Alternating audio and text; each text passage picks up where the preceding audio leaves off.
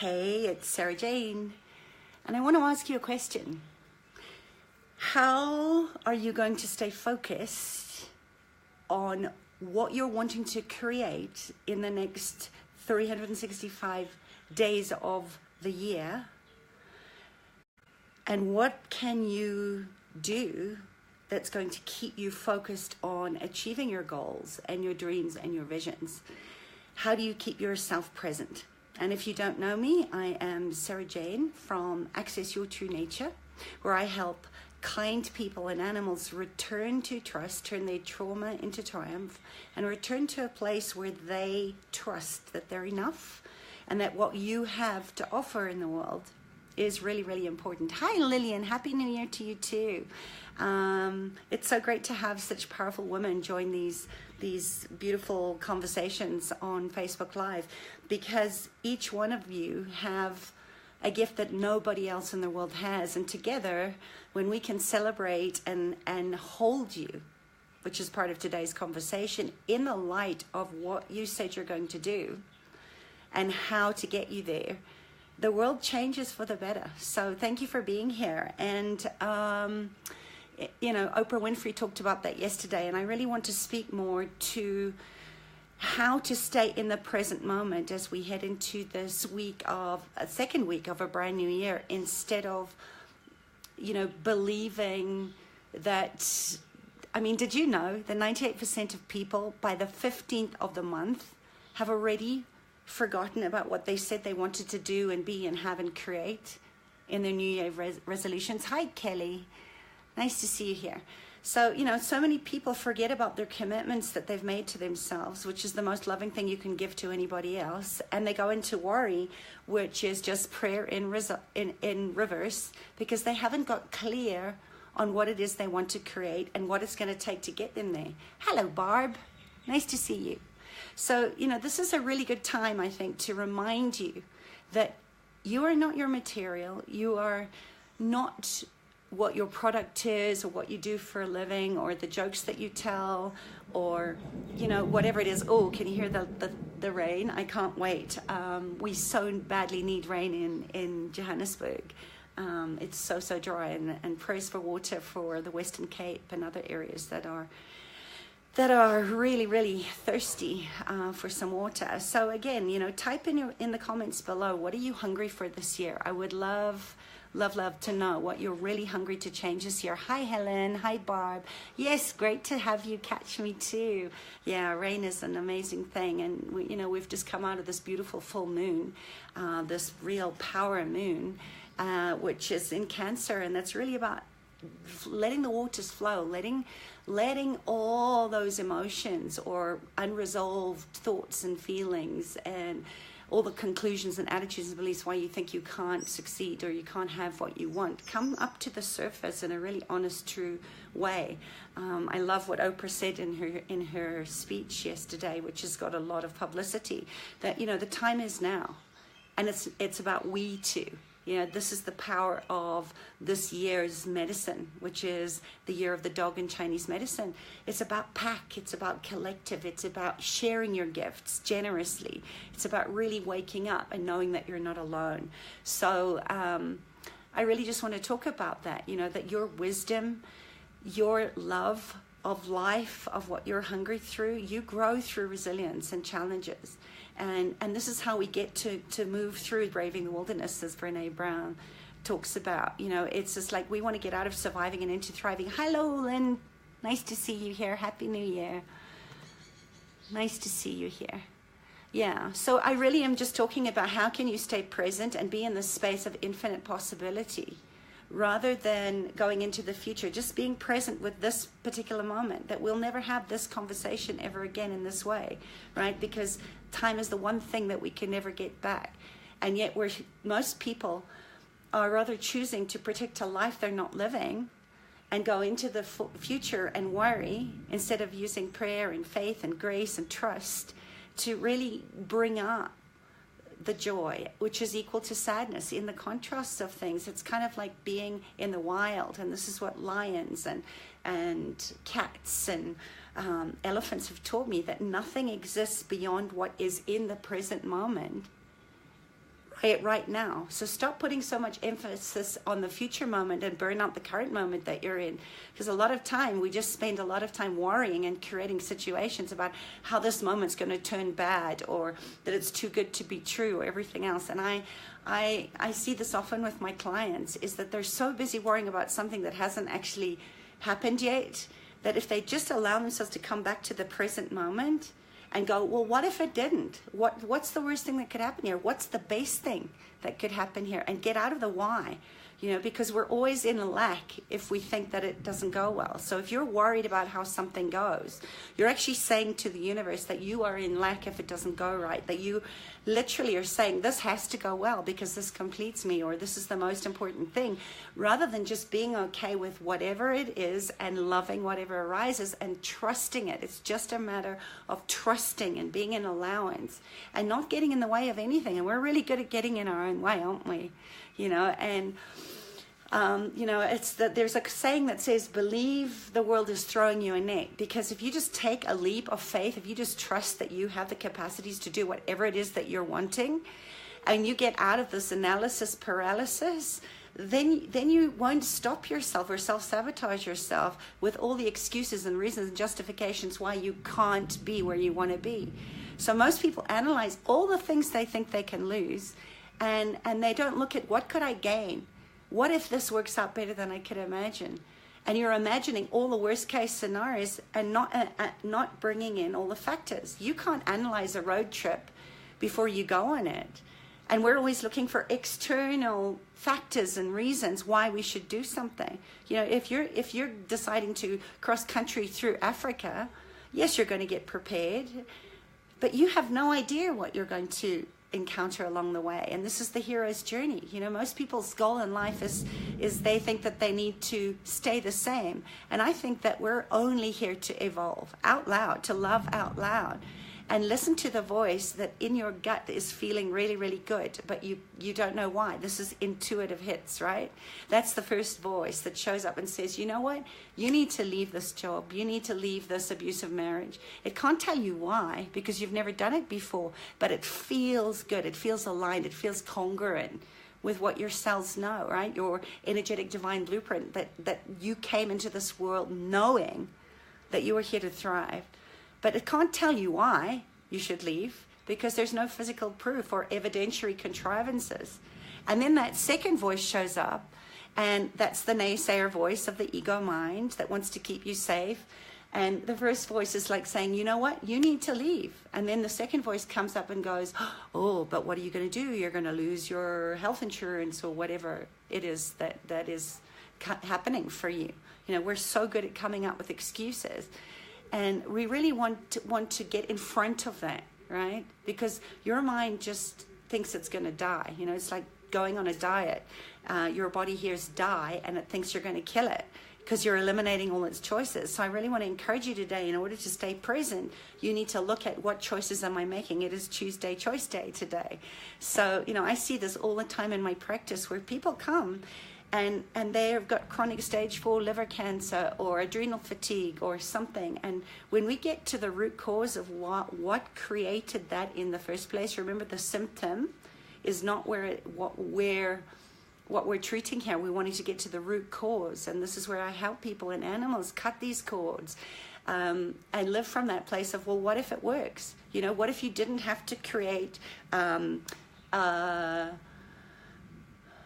a chronic disease or chronic pain in order to get out of going to a job that you hate? Okay, does that make sense? Give me a thumbs up or a heart. Because we're always looking for the how. We're always looking for, why is this happening for me, rather than looking at everything as a gift and trusting that your life is your creation. You're co-creating. Thank you for the hearts. Thank you for the love. Just take accountability. Be truthful with yourself. Because if you can't trust you, how can anybody else trust you, right? You have to be true to yourself and look at, what am I creating here? That if I chose something different, could have a totally different outcome and a different experience. And this is where the law of abundance is powerful, because when you trust in yourself, other people can trust you. You can trust in divine. You can trust in life. You can trust that the universe has your back.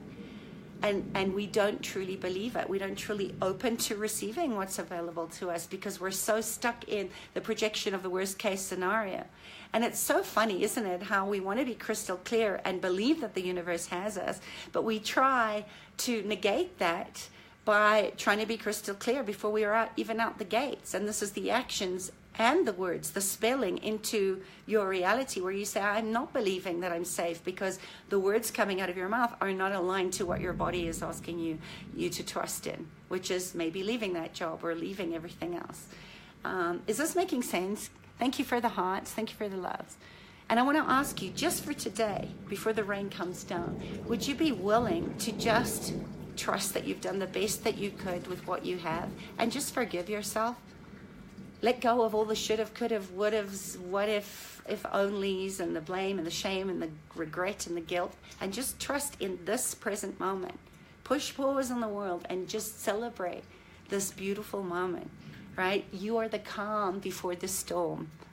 And no matter what smacks you, when you let go of the story of how you think things should go, or where you should be, and where you think you need to be crystal clear before you act, there's the procrastination monster.